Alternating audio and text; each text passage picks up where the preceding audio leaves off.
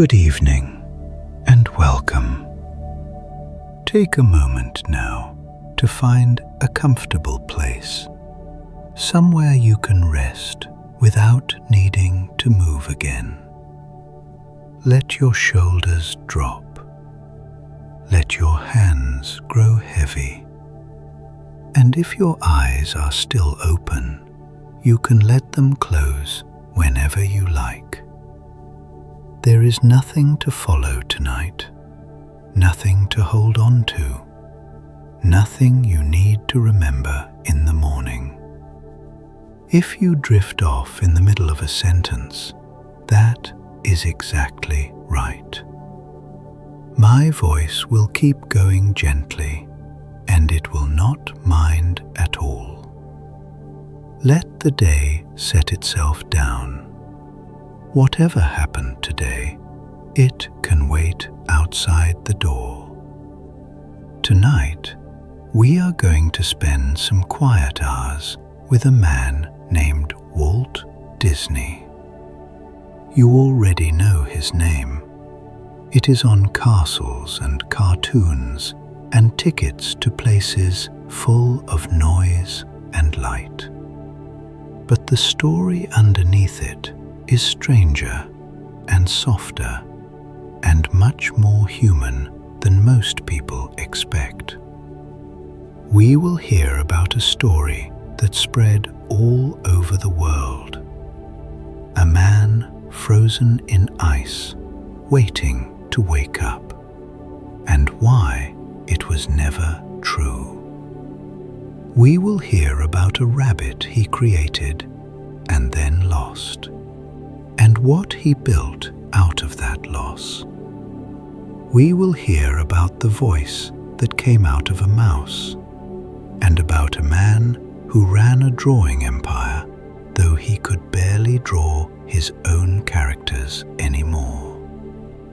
We will visit a hot July day when a theme park opened and almost everything went wrong. And near the end, we will look at a city he truly meant to build. A real one, with real people living in it. For now, just breathe, slow and easy. There is no hurry at all.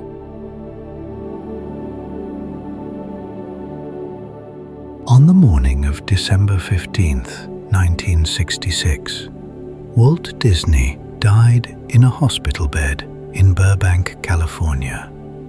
He was 65 years old. The cause was lung cancer. He had smoked heavily for most of his adult life. 2 days later, his body was cremated. His ashes were placed at Forest Lawn Memorial Park in Glendale, a short drive from the studio he built. The death certificate is a public document. It says cremation plainly in the ordinary language of paperwork. And yet, for nearly 60 years, millions of people have believed something else. That Walt Disney lies frozen in a steel chamber, waiting. Some versions of the story place him beneath the Pirates of the Caribbean ride at Disneyland. Others say he is in a secret vault under Cinderella Castle, in a park that had not even been imagined when he died. So, where did the rumor come from? The timing helped. The very first person ever frozen after death was a psychology professor named James Bedford. That happened on January 12, 1967, less than a month after Disney died. The word cryonics was suddenly in newspapers, and here was the most famous dreamer in America, gone, right at that moment. The two ideas drifted together in the public mind. There is another reason. Some of it seems to have started inside the studio itself. young animators joking in hallways. A man who had built talking robots of Abraham Lincoln spoke constantly about the future. Of course, he would try to cheat death. It was the kind of joke that sounds like a secret when repeated by a stranger. By 1969, a French tabloid had printed it as fact. In the following decades, it was reprinted, embellished, and finally placed in a best-selling biography in 1993. Each retelling made it feel a little more solid. His daughter, Diane, spent years answering the question. She said there was absolutely no truth to it. She said her father would have had no interest in such a thing. The family had been at the hospital. The arrangements were quiet and quick and ordinary. Here is the strange part. The rumor survives not because of evidence, but because of character. We believe it about Walt Disney. We would not believe it about a banker or a shipping clerk. The story fits the man we imagine, the one who froze motion into drawings, who preserved a main street from 1900 in concrete and paint, who wanted to build a city that would never grow old. In a way, the legend is a kind of compliment, a confession that we cannot quite accept his ending. So the truth is simple. An urn, a garden in Glendale, a name on a small wall easy to walk past, and around it the myth keeps quietly humming.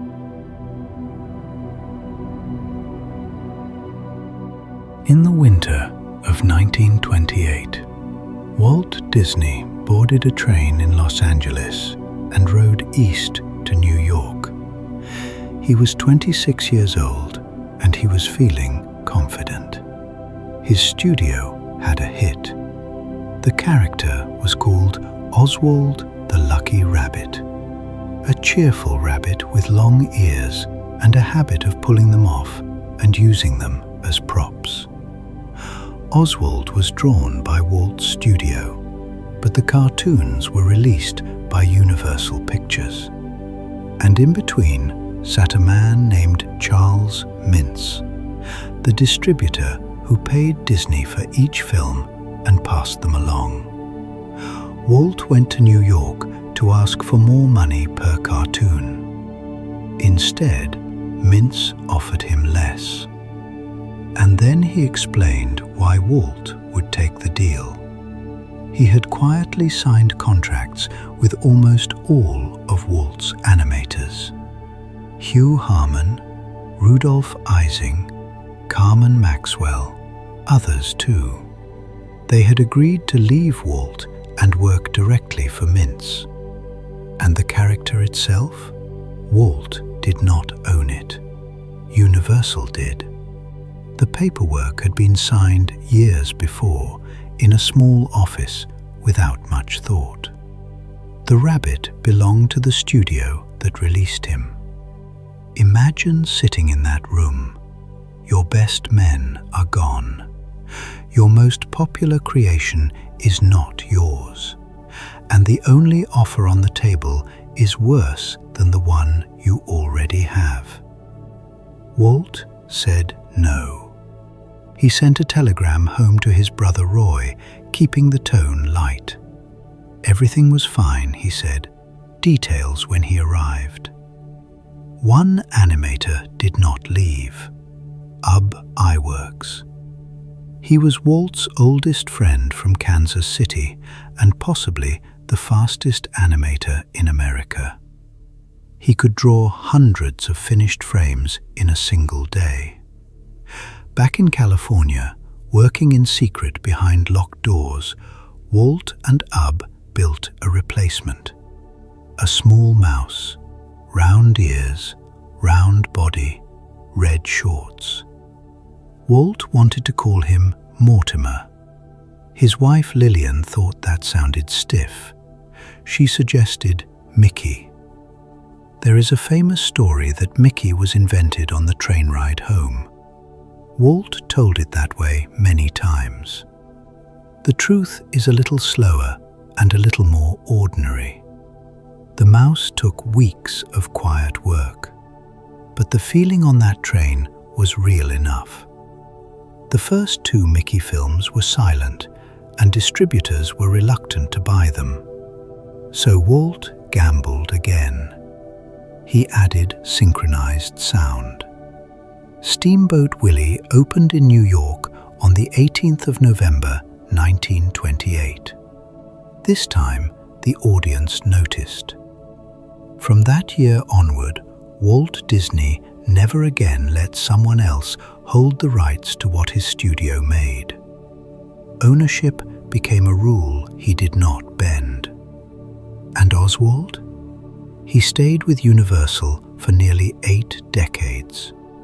Then, in 2006, Disney traded for him, releasing a sportscaster named Al Michaels from his contract. A rabbit for a broadcaster. 78 years late, Walt's first star came home.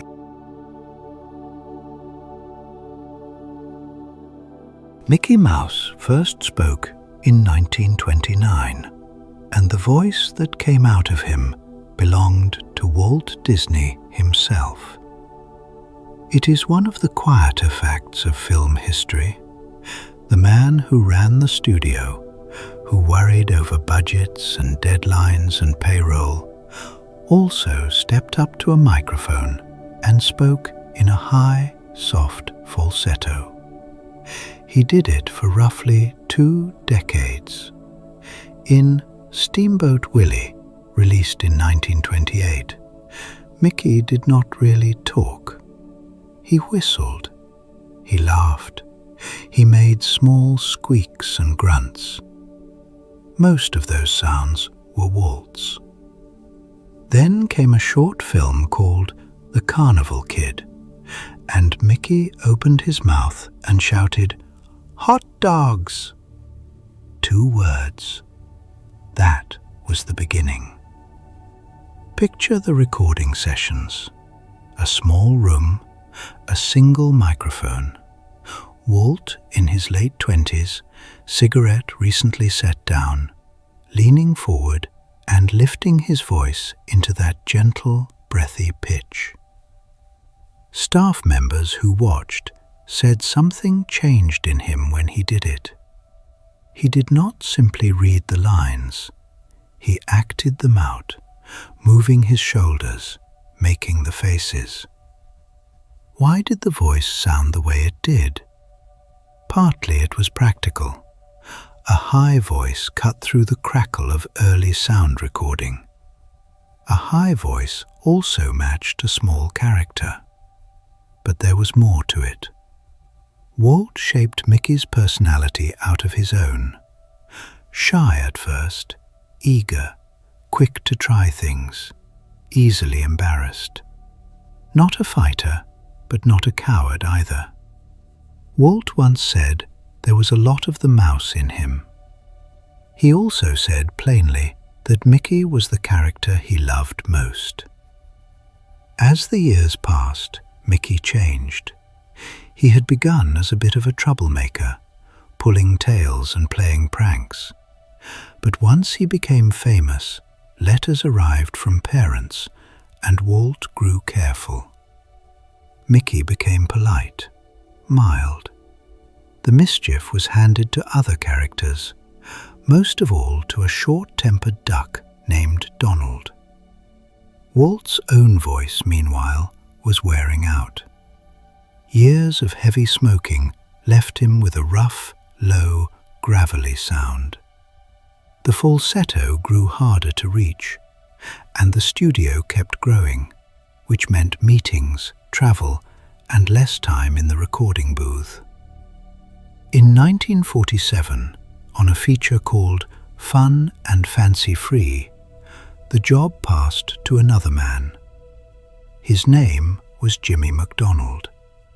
He was the studio's sound effects expert, a man who spent his days making rain and thunder and footsteps out of beans and gravel and boxes. He took over Mickey and kept the voice for about 30 years. Walt never fully let go, though. He returned now and then for special recordings, slipping back into the pitch he had invented. And when television came, and audiences heard Walt introduce his programs, they heard the real voice. Deep, warm, slightly hoarse. Two voices, one man, and most listeners never knew they had already met him.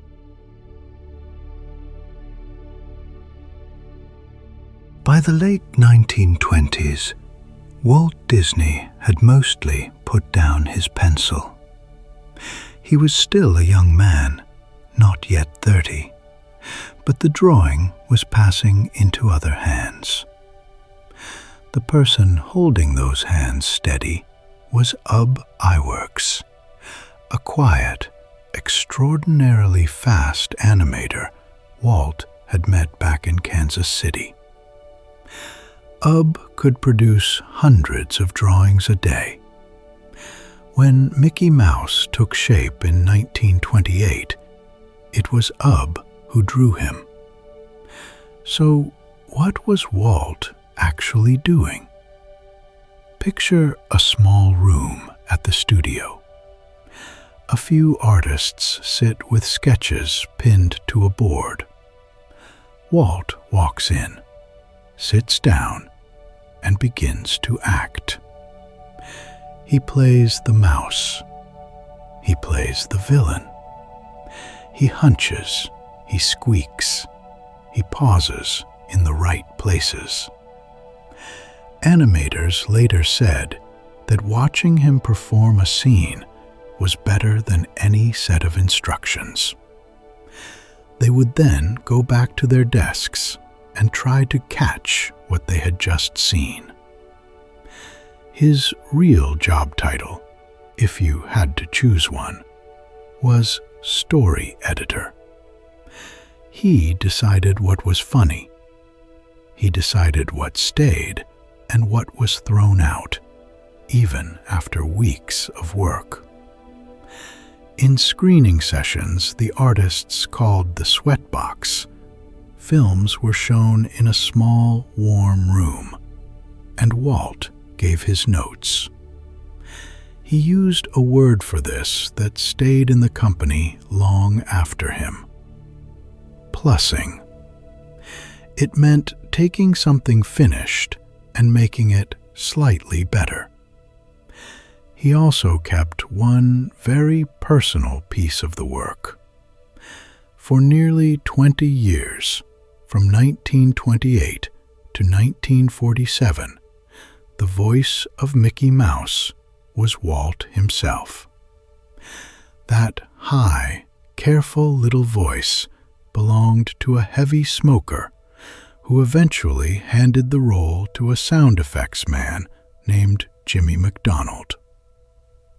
And then there is the signature. You know the one. The looping, confident Walt Disney, the capital D with its long tail. It appears on films, on castles, on millions of products. Here is the quiet truth. That is not how Walt Disney signed his name. His real handwriting was plainer, tighter, harder to read.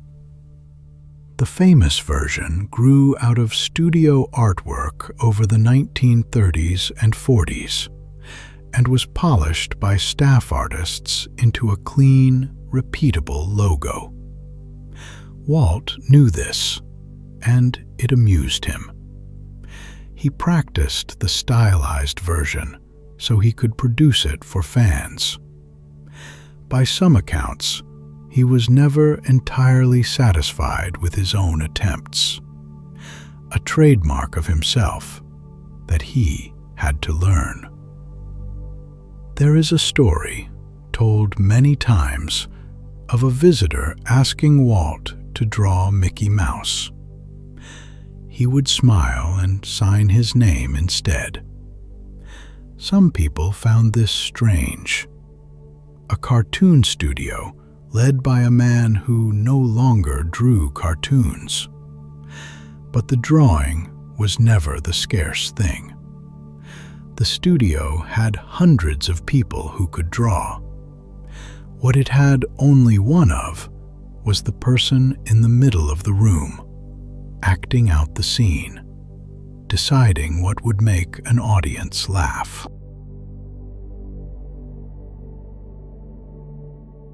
The date was Sunday, July 17, 1955, and Walt Disney had planned it carefully. About 6,000 invitations went out for the press preview of Disneyland, enough for perhaps 15,000 people. Roughly 28,000 came. The extra guests arrived on counterfeit tickets printed and sold around Anaheim in the days before. One man is said to have leaned a ladder against the back fence and charged people $5 to climb over. Now picture the heat. That afternoon in Anaheim, the temperature reached about 100 degrees Fahrenheit, roughly 38 Celsius.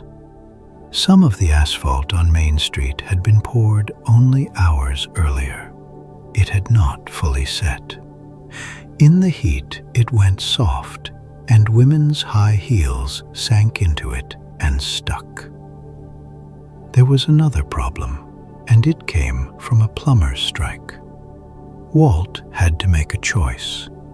He could have working toilets, or he could have working drinking fountains. He chose the toilets, which seemed sensible until thirsty guests in the 100-degree heat found dry fountains everywhere and accused him of forcing them to buy soft drinks instead. Then a gas leak was discovered. For part of the day, Fantasyland, Adventureland, and Frontierland were all closed while it was dealt with. Rides broke down. The Mark Twain riverboat was so overloaded that water washed over the lower deck. Vendors ran out of food. A woman's dress caught on something. A horse and buggy nearly ran into people, and one restaurant simply ran dry. And all of this was live on television. ABC broadcast 90 minutes from the park, hosted by Art Linkletter, Bob Cummings, and a young actor named Ronald Reagan. Something like 70 million Americans watched, an enormous audience for the time. Behind the scenes, it was chaos. Microphones failed. Cameras cut to hosts who were not ready.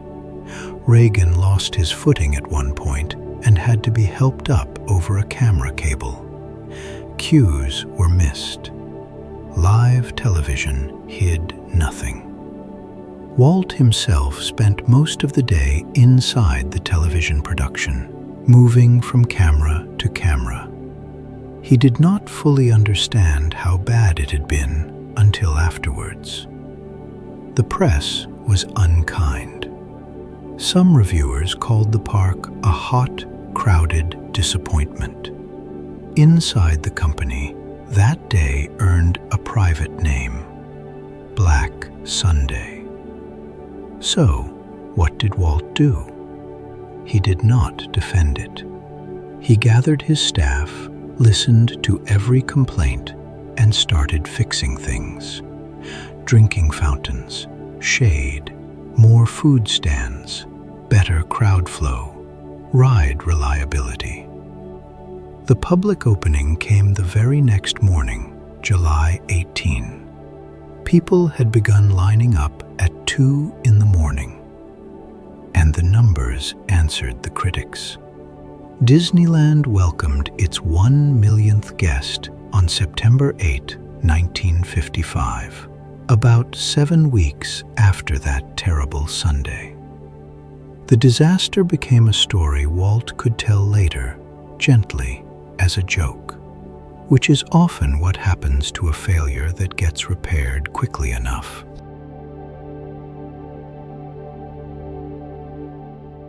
Walt Disney's last big idea was not a ride. It was a city, a real one, with real people living in it. He called it Epcot, short for Experimental Prototype Community of Tomorrow. And he meant every word of that name. In the mid-1960s, Disney's company quietly bought land in central Florida, about 27,000 acres, roughly twice the size of Manhattan. The purchases were made through shell companies with names that gave nothing away, so prices would stay low. Then, in October 1966, Walt stood in front of a camera and explained what he wanted to build there. The film ran about 24 minutes. It became one of the last times he was ever recorded on film. Picture the plan he described. A circle laid out like a wheel. At the center, a downtown core of shops, offices, restaurants, and a 30-story hotel. All of it envisioned under a climate-controlled environment. No rain, no humidity, no Florida summer heat. Perfectly mild air every day of the year. Around that core, apartments. Then a green belt with parks, schools, and playing fields. Then a ring of low-density family homes on the outer edge. And here is the part Walt loved most. No cars on the streets, not one. Pedestrians would walk the surface. Underneath the city, on separate levels, trucks would deliver goods, and cars would move through tunnels. People would travel by monorail and by a small, continuous electric transit line called the People Mover. He wanted 20,000 residents, and he wanted the city never to be finished. His phrase was that it would always be in a state of becoming, countless torn up and rebuilt as new technology arrived. There was a catch, though, a strange one. No resident would own their home. Everyone would rent. Walt said plainly that there would be no landowners, and therefore no voting control over how the city was run. There would be no retirees either. Everyone would work. Walt Disney died on the 15th of December, 1966, less than 2 months after filming that presentation. And almost none of the plan survived him. His brother Roy took charge, and Roy's priority was clear: finish the theme park. The Magic Kingdom opened in Florida in 1971. The company's leaders had no desire to run a working city, to manage sewers, schools, police, and the daily complaints of 20,000 tenants. So the name was kept and the idea was hollowed out. On the 1st of October 1982, Epcot Center opened. Not a city, but a second theme park, half showcase of technology, half-tour of world cultures. Small fragments did live on. The monorail and the people mover still run as attractions. Florida granted the company its own special governing district in 1967 with near municipal powers. And in the 1990s, Disney built a town called Celebration, a pleasant, traditional community with streets full of ordinary cars. The dome was never constructed. The city under glass stayed on film, a 24-minute description of a place that was never built.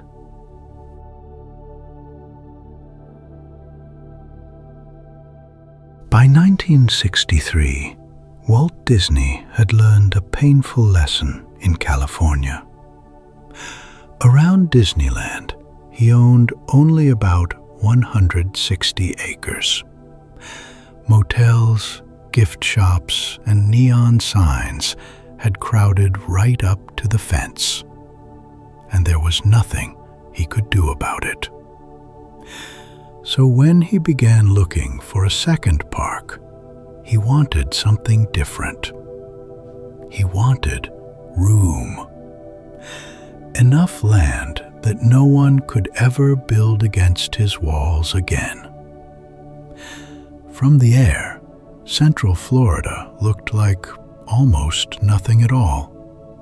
Flat scrub, cypress swamp, cattle pasture, and a few narrow roads. But Walt noticed one thing. Interstate 4 crossed the new Florida Turnpike just southwest of a quiet city called Orlando. Roads meant people could come. The problem was simple. The moment the name Disney was spoken aloud, land prices would explode. So the buying was done in secret. Company lawyers and land agents worked under invented business names, filing deeds in Orange and Osceola counties. A4 Corporation. Say it slowly, and you hear Interstate 4.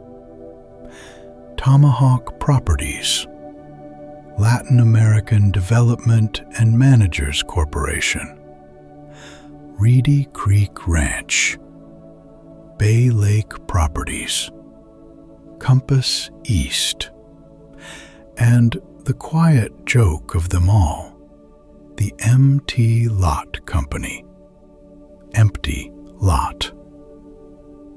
Disney's own attorney traveled under a false name and stayed in modest hotels, careful not to look like a man with money.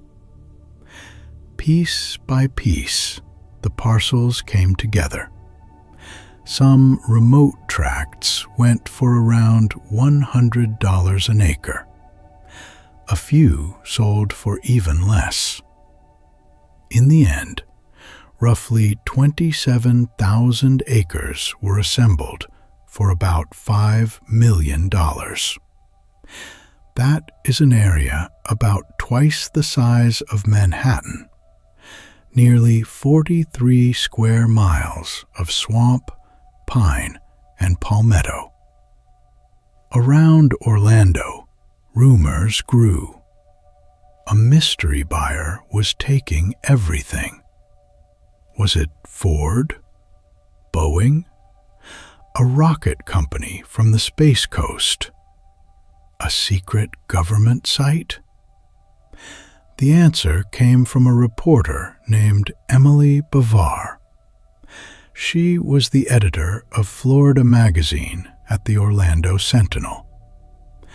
In October 1965, she traveled to California for Disneyland's 10th anniversary. During the visit, she was able to ask Walt Disney directly. Was he the one buying land in Florida? He said no, but he said it at length. He explained how expensive such a project would be, how much water Florida had, how difficult the drainage would be. He knew, she thought, far too much about a place he claimed no interest in. Her story ran on the 21st of October. The mystery industry, it said, was Disney. Days later, the Sentinel printed the claim in large type across the front page. Land prices in the area leapt almost overnight. Parcels that had sold for $100 an acre were suddenly worth $1,000 and more. On the 15th of November, 1965, Walt and Roy Disney sat beside the governor of Florida in an Orlando hotel and confirmed everything. The secret had held just long enough. The land was theirs.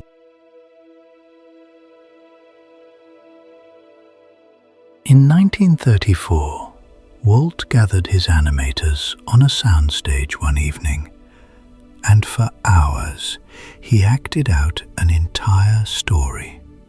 The Queen, the mirror, the poisoned apple, the 7 little men with their 7 different personalities.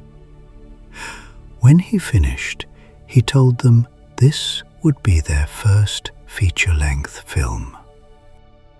Almost no one outside the studio thought it would work. Animated films at the time were short, 6 or 7 minutes, a gag, a song, a chase. The common wisdom in Hollywood was simple. Audiences would not sit through 80 minutes of drawings. Their eyes would hurt. They would grow bored. Around town, the project picked up a nickname: Disney's Folly. The first budget was around $250,000. That already seemed reckless. The film finally cost about $1.5 million, roughly 6 times the estimate. To keep paying the artists, Walt mortgaged his house. Roy Disney borrowed against everything the studio owned. When the money ran out again in 1937, Walt invited a banker named Joseph Rosenberg from the Bank of America to a private screening. The film was unfinished. Whole scenes were pencil sketches. Some sequences were still blank, and Walt narrated over the gaps, describing what would eventually be there. Rosenberg watched without expression, said nothing useful, walked to his car, and then remarked that the picture would make a lot of money. The loan came through. Meanwhile, the studio was inventing the tools as it went. To give animation a sense of depth, engineer Bill Garrity and his team built the multiplane camera, a steel tower nearly 14 feet tall, holding up to 7 separate panes of glass, each with its own painted layer. Background hills far below, trees in the middle, a leafy branch near the top. The camera looked straight down and photographed through all of them. Move the layers at different speeds, and the forest seemed to open up around you. They also filmed live actors as reference. A young dancer named Marge Champion performed Snow White's movements so the animators could study how a real body shifts its weight, how a skirt swings a moment behind the hips.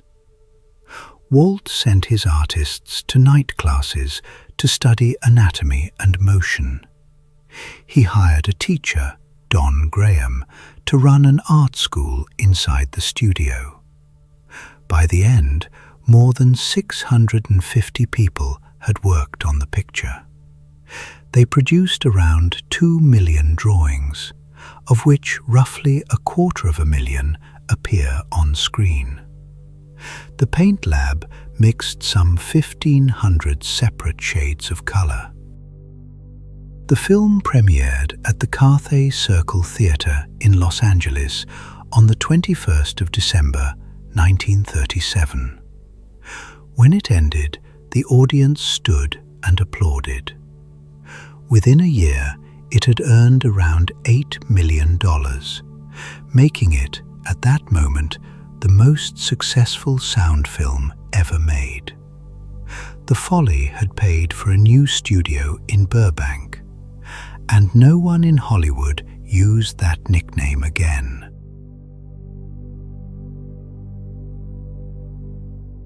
By 1941, the Disney studio in Burbank looked like a small college campus.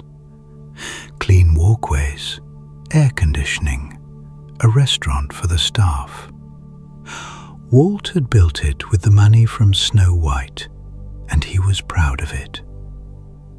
He liked to think of the people inside as a kind of family, with himself at the head of the table. But the family had grown very large. More than 1,000 people worked there. Pay varied widely, and not always in ways the artists understood. Some men who had drawn key scenes in Snow White earned modest wages, while others made many times more. Screen credits were uneven, and when Pinocchio and Fantasia failed to earn back their costs, layoffs followed. On the morning of May 29, 1941, the picket line went up at the studio gates. Hundreds of employees walked out, organized by the Screen Cartoonists Guild. Their signs were drawn, of course, by animators. One showed Pluto. Another read, "Are we mice or men?" It may be the most beautifully lettered picket line in American history. Walt drove in through the crowd. He could not understand it as a labor dispute. He took it as betrayal. One of the strike leaders was Art Babbitt, the animator who had given Goofy his walk, and who was one of the highest paid men on the lot. Babbitt stood at the gate and called Walt's name through a bullhorn as his car passed. The two men, who had made cartoons together for years, would barely speak again for the rest of their lives. The strike lasted about 5 weeks. A federal mediator was brought in. In August, Walt left the country on a goodwill tour of South America, arranged with the State Department, and the settlement was reached largely without him. The Guild won recognition, but roughly a third of the studio's artists were gone, some fired, some simply unwilling to return. Dumbo was in production during all of this, made cheaply and quickly. There is a sequence in it where the circus clowns decide to ask the boss for a raise. The clowns are drawn as fools. Many of the animators who stayed knew exactly what they were drawing. What changed afterward was harder to see than the numbers. The old open-door habits faded. Walt stopped wandering the animation rooms the way he once had. He kept a list in his mind of who had walked out. In 1947, he testified before the House Un-American Activities Committee and suggested the strike was influenced by communist agitation. Historians generally see it more simply as underpaid workers asking to be paid. He never really got over it. Years later, when the studio was making films and television and planning a park, he spoke less about art and more about business. The thing he had lost was not money. It was the belief that everyone in the building loved the work the way he did. He kept building anyway, but he built it differently.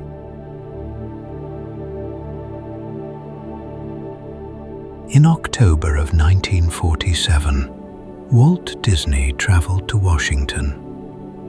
He wore a dark suit and sat before a long table of congressmen. The committee was called the House Un-American Activities Committee, and it was looking for communists in Hollywood. Walt came as what the newspapers called a friendly witness. He was not accused of anything. He had been invited to talk about trouble in his own studio 6 years earlier. That trouble was the animators' strike of 1941. Walt still believed deep down that outsiders had stirred it up. He told the committee that his cartoonists had been decent people misled by agitators. He named a few men: Herbert Sorrell, the union leader who had led the picket line, and 2 former employees, David Hilberman and William Pomerantz. He said he believed they were communists, though he offered no proof beyond his own suspicion. He also mentioned a group he called the League of Women Voters. He had that wrong. He meant a different organization entirely, the League of Women Shoppers. The studio later sent a correction, but the words were already in the record. The men he named found doors closing. Hilberman had helped start a rival animation studio, UPA. He eventually sold his share and moved into making commercials in New York. Now here is a detail many people never learn. Walt Disney's relationship with the FBI lasted more than 2 decades. His file, released long after his death, runs to hundreds of pages. In 1954, the Los Angeles office listed him as an SAC contact, a private citizen who agreed to pass along information to the special agent in charge. In return, Disney gave the Bureau something practical: access. Permission to film and observe at his studio, and later at Disneyland. He and J. Edgar Hoover exchanged polite letters for years, the kind of letters 2 powerful men write when each finds the other useful. But the friendship had limits. In 1961, the studio was making a comedy called Moon Pilot, in which an FBI agent is a bumbling figure of fun. Hoover objected. He did not want his agents played for laughs. The script was changed. The agency in the film was renamed, and the Bureau's name was taken out. Walt had also helped found the Motion Picture Alliance for the Preservation of American Ideals in 1944, and served as one of its vice presidents.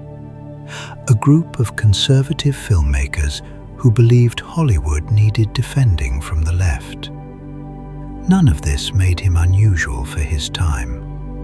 Fear of communism ran through the whole industry. Studio heads signed loyalty pledges. Careers ended over old signatures on old petitions. What it did do was leave a quiet mark inside the studio, a memory among the artists of a boss who never quite forgave the strike and never quite stopped believing it had been arranged by someone else.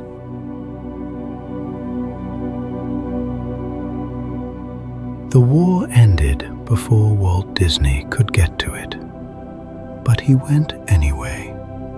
He was 16 years old in the autumn of 1918, living in Chicago, sitting in a high school classroom he had already stopped caring about. He drew cartoons for the school paper. He took night classes in art, and he watched his older brother Roy leave for the Navy. 2 brothers had already gone to war. Walt wanted his turn. The problem was arithmetic. The Army wanted men of 18. The Navy turned him away too. But the Red Cross Ambulance Corps would take a 17-year-old, and Walt had been born on the 5th of December, 1901.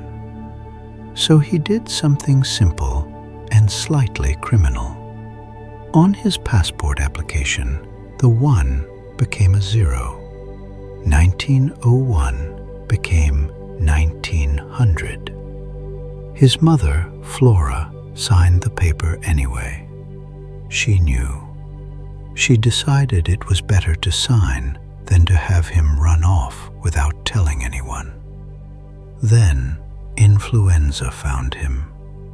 The great pandemic of 1918 was sweeping through the country, and Walt caught it before he could sail. He was sent home to bed, and his mother nursed him back. By the time he was well enough to travel, the armistice had already been signed. The guns in France had gone quiet on the 11th of November. He crossed the Atlantic anyway in a converted cattle boat, sleeping below deck in rough winter seas. What does a teenager do in a country that has just stopped fighting? Mostly, he drives. Walt hauled beans and sugar and relief supplies. He chauffeured officers around Paris. He was stationed later at Neufchâteau in the east, where the fields still held the wreckage of trenches. He drove through villages that were no longer really villages. And he drew. He covered the canvas sides of his truck with cartoons. He decorated other men's jackets. He sent sketches home. He also joined a small side business with a friend, taking German helmets, adding dents and paint and a bullet hole, and selling them to soldiers as genuine battlefield souvenirs. It was a scam, and it worked, and he was good at it. He earned real money for the first time in his life. Some he gambled away. Much of it he mailed home to his mother. He came back to Chicago in October of 1919, still not quite 18, and he was not the same boy. He had lived a year among grown men in a foreign country with his own wages and his own opinions. His father offered him a job at the jelly factory in Chicago, $25 a week, steady work. Walt said no. He said he wanted to be an artist. He never went back to school. He never finished high school. Everything he learned after that, he learned by doing it badly first, and then better. And so, at 17, with a forged birthday behind him, he got on a train for Kansas City to look for work as a cartoonist.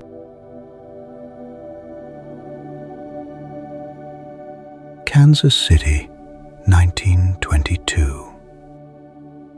Walt Disney was 20 years old, and he had a company of his own. He called it Laugh-O-Gram Films. He rented rooms on the second floor of the McConaughey Building on East 31st Street and raised $15,000 from local investors. For a young man who had left high school without finishing, it felt like the beginning of everything. The plan was simple. Take old fairy tales and make them funny and modern. Little Red Riding Hood, Jack and the Beanstalk, Puss in Boots, Goldilocks and the Three Bears. He hired young artists, some barely older than schoolboys, and paid them when he could.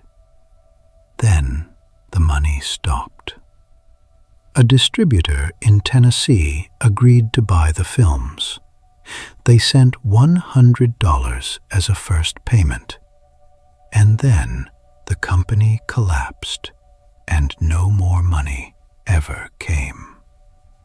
Picture the office after that. The staff gone, the furniture sold. Walt sleeping on cushions in the room where he worked because he could no longer pay rent anywhere else. Once a week, he walked to Union Station and paid to use a bathtub there. He ate cold beans straight from the can, and he made arrangements with a restaurant downstairs, trading work for meals.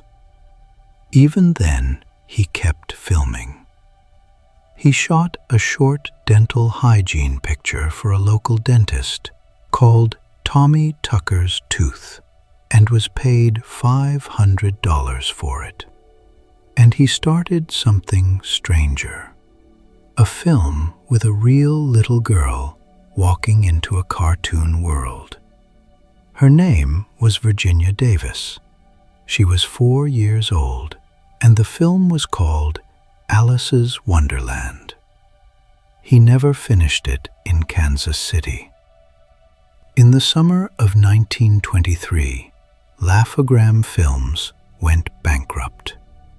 So what does a person do when the thing they built has failed completely? Walt sold his movie camera.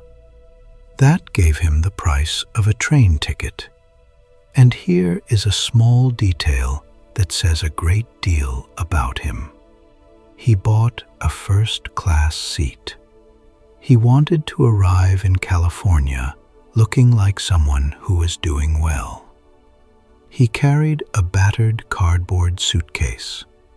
Inside were a shirt or two, some drawing materials, and one reel of film, the unfinished Alice. In his pocket, he had about $40. The train rolled west across Kansas, across the deserts of New Mexico and Arizona. 2 days and nights of it.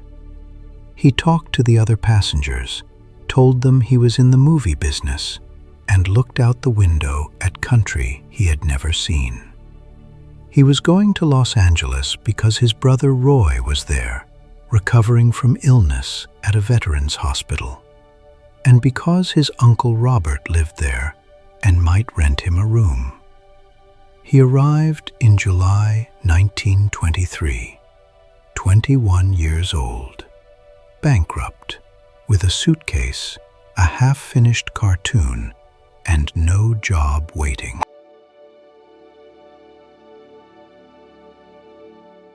Walt Disney was 4 years old when his family left Chicago and moved to a farm just outside Marceline, Missouri. The year was 1906. The family stayed until 1911. 5 years. Out of a life that lasted 65. And yet those years shaped almost everything that came after. The farm had apple trees and one large cottonwood that Walt later called his dreaming tree. He would lie beneath it and watch the sky. But the sound that stayed with him was not the wind.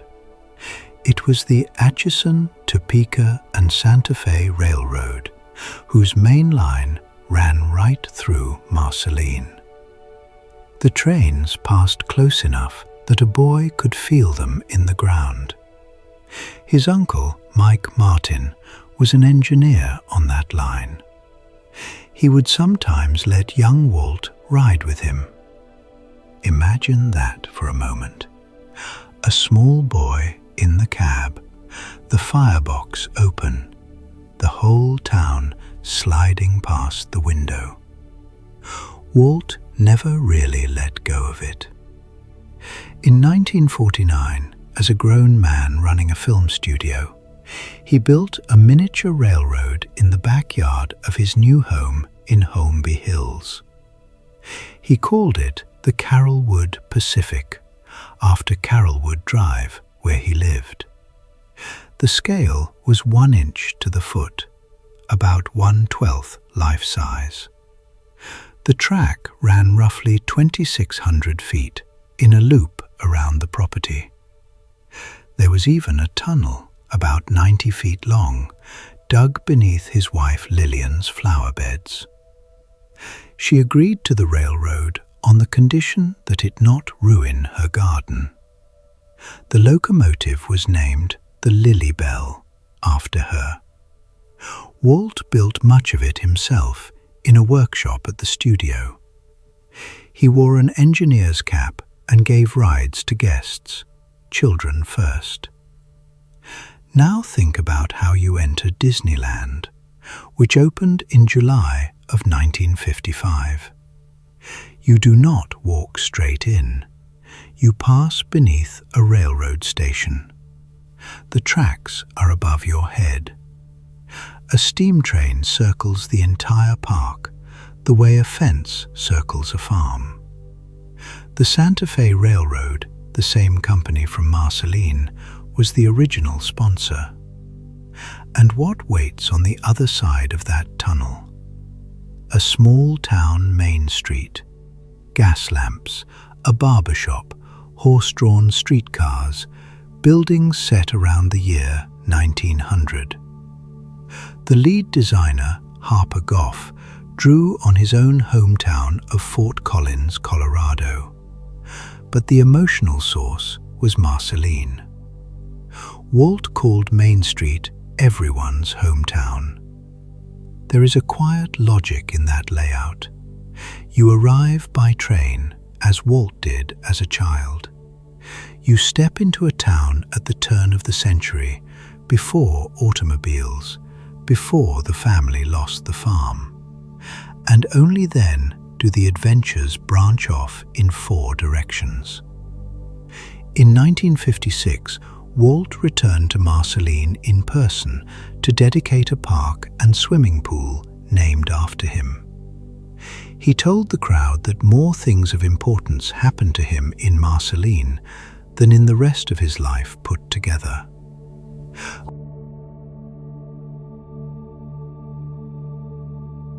The Philadelphia Orchestra sat down to record in April of 1939, and something unusual happened. Instead of one microphone hanging above them, there were 33. Different sections of the orchestra were recorded separately onto 8 different optical soundtracks. Leopold Stokowski, the conductor, could then balance the violins against the brass long after the musicians had gone home. This was the beginning of a system Disney's engineers called Fantasound. It was built by William Garrity and a team from the studio, working alongside engineers at RCA. The idea was simple to describe and very hard to do. Sound should not come from one place behind the screen. It should come from the left, from the right, from the center, and sometimes from behind you. To move a sound smoothly from one speaker to another, the engineers invented a device they called a panning potentiometer, a pan pot. Every recording studio in the world still uses one today, in software or in hardware, and it was born here for a cartoon about dancing mushrooms and a sorcerer's apprentice. Fantasia opened in November of 1940, but almost nobody could hear it the way it was meant to be heard. The Fantasound equipment had to be shipped to each theatre and installed by hand. Amplifiers, extra film projectors to run the separate sound reel in sync, and dozens of loudspeakers placed around the walls and ceiling. The first installation cost something like $85,000 in 1940. So the film was shown as a roadshow, reserved seats, printed programs, 2 showings a day. In the end, only around a dozen theatres in the whole country ever carried the full system. And then the world got in the way. The war in Europe closed off the foreign markets Disney depended on. At home, copper and other materials were needed for the war effort, so no more Fantasound units could be built. RKO, the distributor, eventually cut the film down and released it in ordinary mono sound in ordinary theatres, and it was not what audiences expected from the man who made Snow White. Fantasia cost more than $2 million. It did not make that money back. Not in 1940, not for nearly 30 years. By the early 40s, the studio owed the Bank of America several $1 million, and Walt was building a picture list of cheaper, simpler films just to keep the lights on. In 1941, his animators went on strike. The film only turned a profit through re-releases long after. And here is the quiet ending.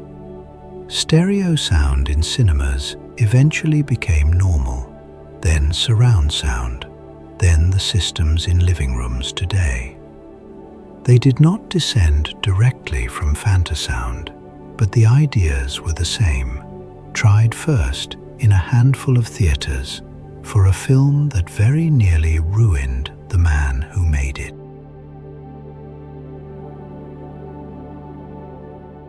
The morning after Pearl Harbor, Walt Disney was woken by a telephone call.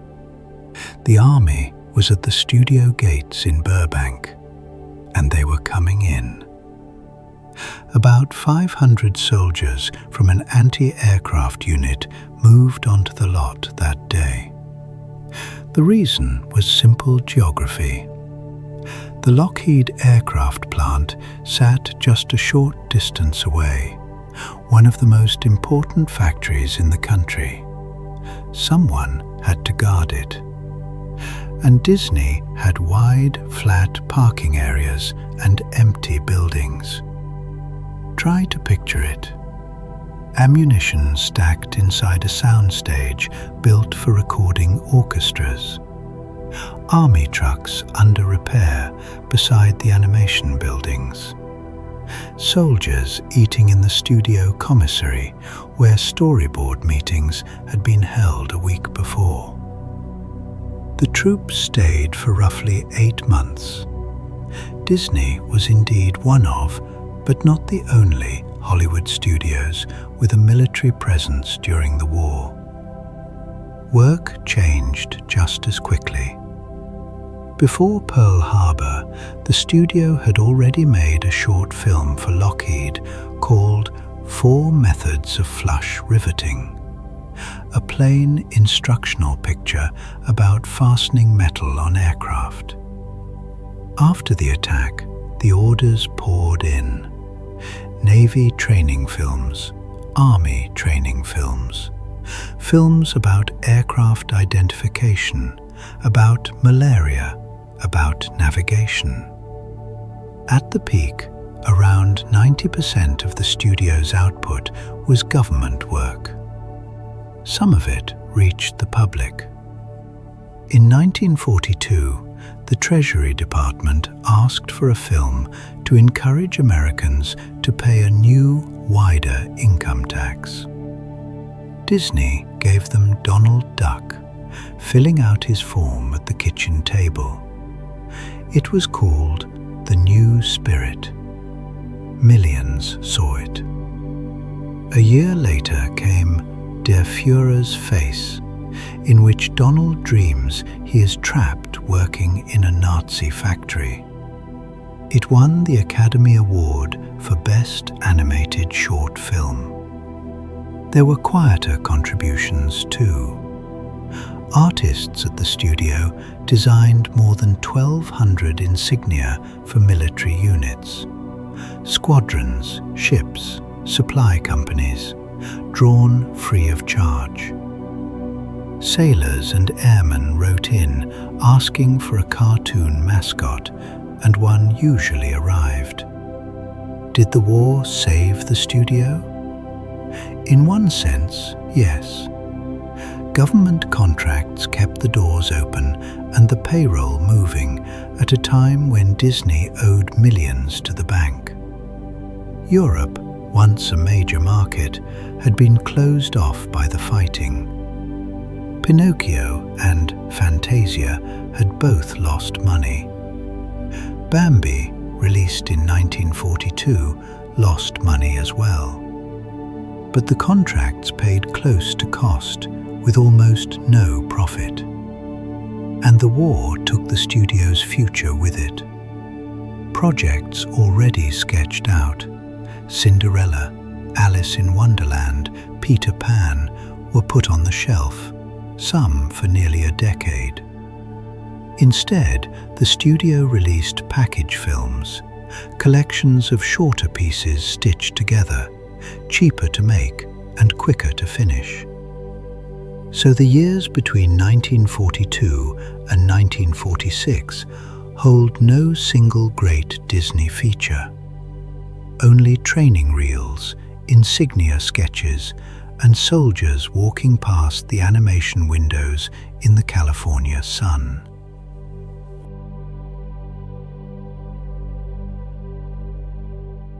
A small mechanical bird started all of this. Walt bought a wind-up singing bird in a shop while traveling, and he took it home and had his machinists take it apart. He wanted to know how the tiny cams and levers made it move. From that curiosity came a whole new kind of engineering, and Disney gave it a name: audio animatronics. Sound and movement married together on the same strip of magnetic tape. The first full show using it opened in 1963, the Enchanted Tiki Room, where mechanical birds sang and whistled and shifted on their perches. But birds were one thing. A human being was something much harder. Walt wanted to build Abraham Lincoln. The chance came with the 1964 New York World's Fair, held in Flushing Meadows in Queens. The state of Illinois wanted an attraction for its pavilion, and Walt offered them a president who could stand up and speak. The engineering was challenging. The figure ran on hydraulics driven by pressurized fluid, which provided the strength and fluidity needed for the realistic movements. Hydraulics were powerful, and that was the problem. In early tests, the Lincoln figure could shake violently or throw its arms out hard enough to be genuinely dangerous. Engineers worked long nights in Glendale, chasing valves and leaks and signals. The finished figure had dozens of separate movements, roughly 48 actions across the body, with about 17 in the head and face alone. The eyes blinked, the lips shaped words, a hand lifted, the head turned slightly toward the audience. And most striking of all, the figure rose from a chair to its full height. Lincoln stood 6 feet 4 inches tall, and so did the machine. The voice belonged to an actor named Royal Dano. The words were not invented. They were stitched together from real Lincoln speeches and writings, arranged into a short address about liberty and duty. Picture yourself in that theater in the summer of 1964. The curtain opens, a seated figure in a dark suit. Then it stands. In an age before computer graphics, before anything like it had been seen, people gasped. Some wept.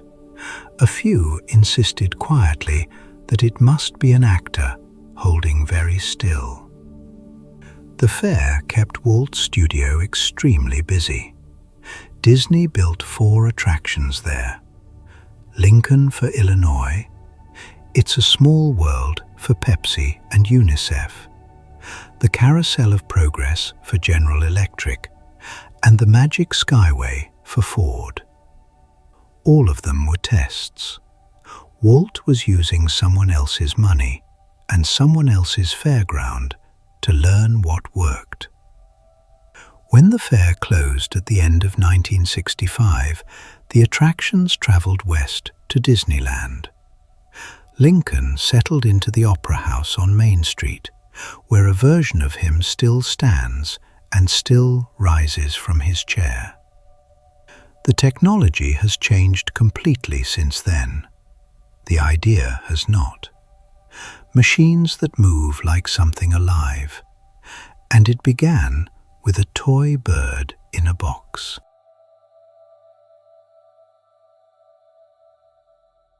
In the early 1950s, the big Hollywood studios treated television as an enemy. Cinema tickets were falling.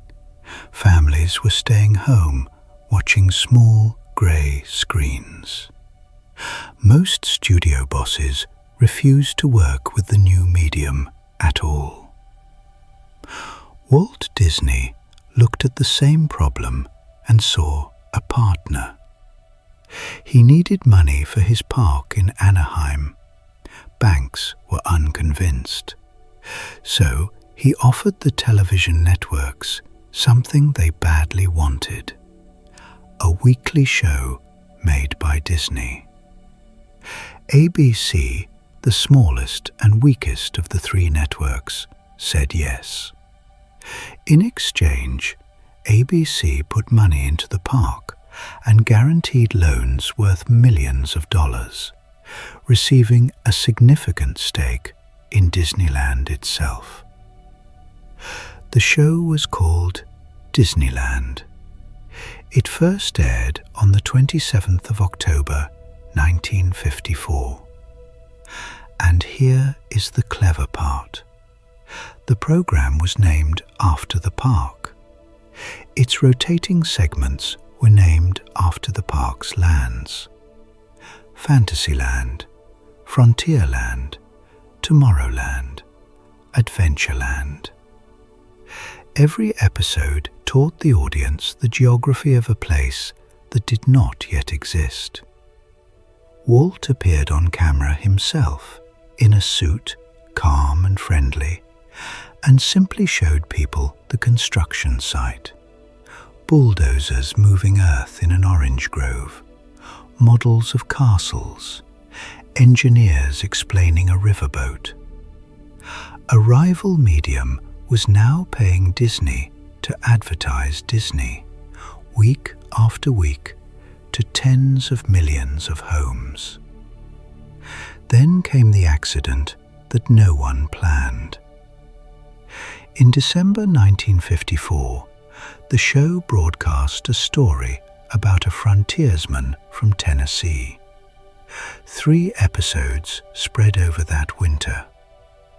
Fess Parker played Davy Crockett in a buckskin shirt and a fur cap.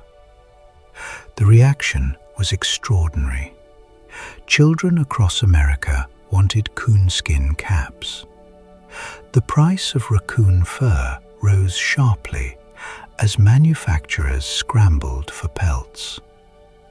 Around 3,000 different Crockett products appeared: lunchboxes, toy rifles, moccasins, bedspreads, pajamas. Sales reached into the hundreds of millions of dollars. The Ballad of Davy Crockett, a simple song written mostly to fill gaps between scenes, sold millions of records and reached #1 on the Billboard charts.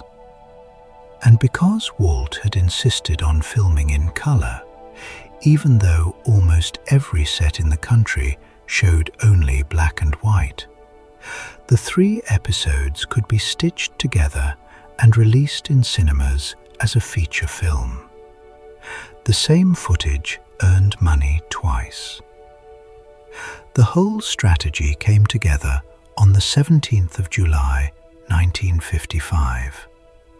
Disneyland opened and ABC broadcast the opening live, with Ronald Reagan among the hosts. Cameras overheated, cues were missed, paint was still wet in places. Roughly 90 million people watched anyway. So did television destroy Walt Disney's business? No. It built his park, sold his films, and carried his name into the living room. The program itself outlived nearly everything around it. It changed names over the years: Walt Disney Presents, Walt Disney's Wonderful World of Color, and stayed on the air for decades, one of the longest-running primetime series in American history.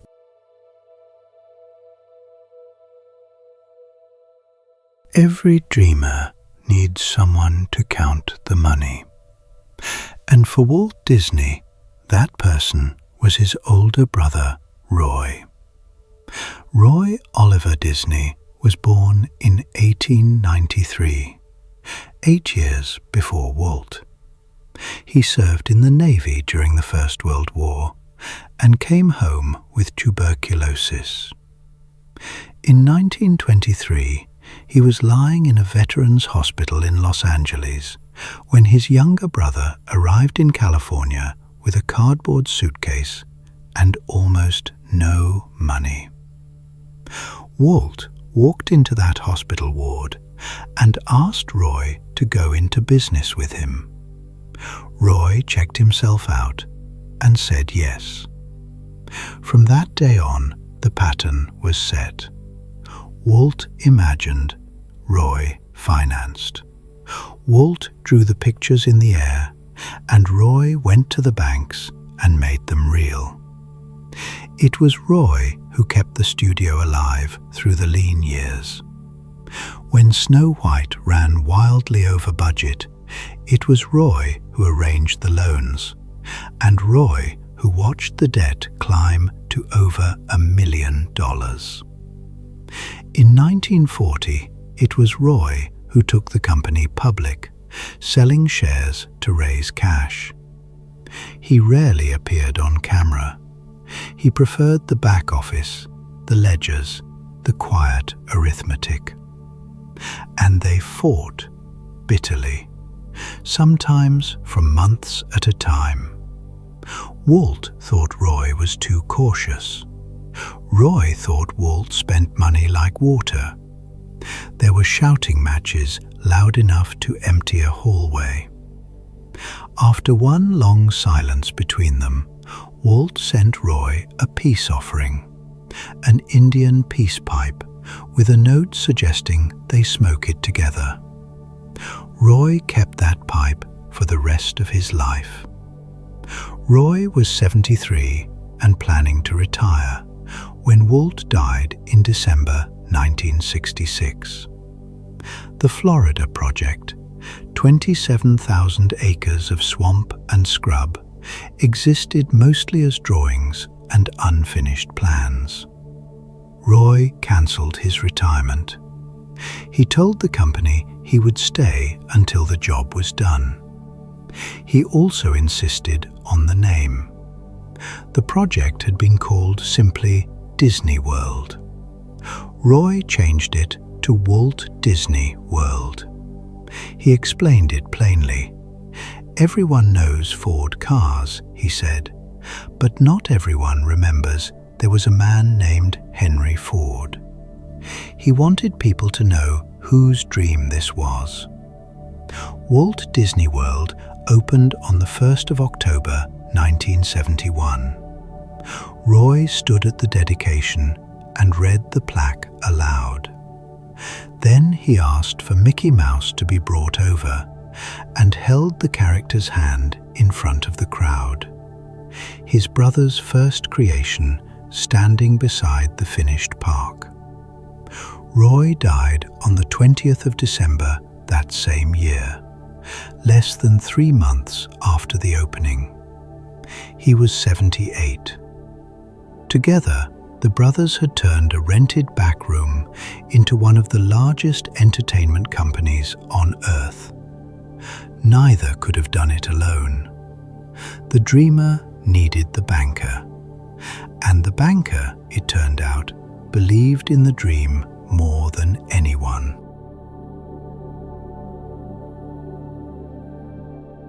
He had smoked since he was a young man driving an ambulance in France. For most of his life, it was constant. A cigarette in his hand during story meetings, on set, walking the studio lot. He preferred them unfiltered. People who worked with him said you could hear him coming down the hall because he had a small, dry cough he used to clear his throat before he spoke. In early November 1966, he went to St. Joseph's Hospital in Burbank. It stood just across the street from the studio he had built. He had gone in about pain in his neck and leg, an old injury from playing polo years before. The X-rays showed something else, a tumor in his left lung. On November 7th, surgeons removed the tumor. The doctors told the family the cancer had spread. 6 months, perhaps 2 years. He went home for a while, then came back to the hospital at the end of the month. And here is the part that people still repeat.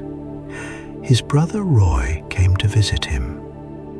Walt was lying flat on his back, and above him was a ceiling made of acoustic tiles laid out in a neat grid. So he used that grid as a map. He pointed from tile to tile, describing where the roads would go in Florida, where the hotels would stand, where the entrance would be. 27,000 acres of swamp and pasture sketched out on a hospital ceiling. There were written notes too, papers found afterward with short jottings, names and fragments, the kind of shorthand only he understood. One list included the name of a young actor he had recently signed, Kurt Russell. Russell has said many times since that he has no idea what Walt meant by it. Walt Disney died on the morning of December 15th, 1966. He was 65 years old, just 10 days after his birthday. And then a strange thing had to happen. A company built entirely around the instincts of one man had to learn to work without those instincts. Roy took charge. He was 63 and he had been planning to retire. Instead, he spent the next 5 years finishing Florida. He insisted the place carry his brother's full name, not Disney World, but Walt Disney World, so that nobody would forget whose idea it was. It opened on October 1st, 1971. Roy died 2.5 months later. For decades afterward, executives in meetings would ask each other a question: what would Walt do? It was a useful question and also a difficult one, because the man they were asking about had spent his whole life doing things nobody expected. The Jungle Book, the last animated feature he personally worked on, opened 10 months after his death. Audiences loved it. Most of them had no idea he had been gone the whole time.